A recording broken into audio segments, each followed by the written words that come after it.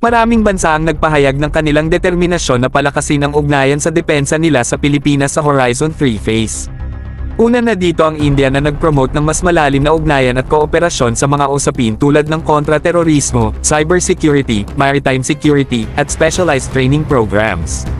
At alam nyo ba, tiniyak pa nila na maipapadala nila ng maayos ang BrahMos shore-based anti-ship missile system sa Philippine Navy.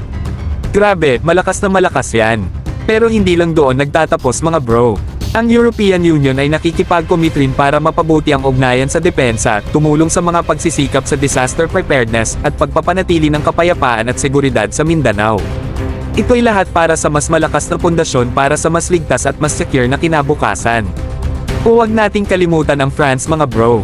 Sumusuporta rin sila sa partnership sa Indo-Pacific region at cool ito, ang kanilang commitment sa AFP Modernization Program kasama na ang pagpapalakas ng Philippine Submarine Force.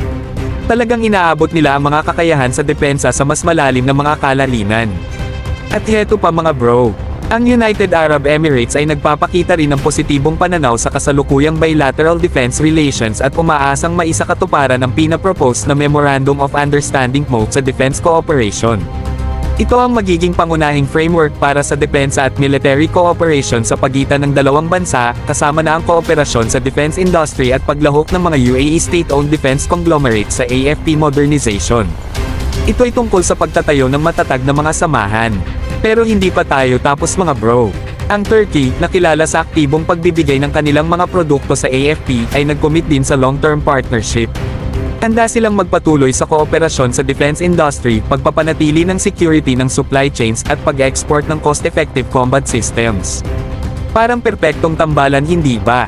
At last but not the least, ang ating mga kaibigan mula sa Israel ay gumagalaw na rin. Kumpirmado nilang may high-level delegation mula sa Ministry of Defense na bibisita sa Pilipinas sa Nobyembre upang talakayin ang mas malalim na kooperasyon sa AFP modernization. Get ready sa mga nakakabighaning pangyayari mga bro. Yan ang latest update na malakas para sa atin ngayon mga bro.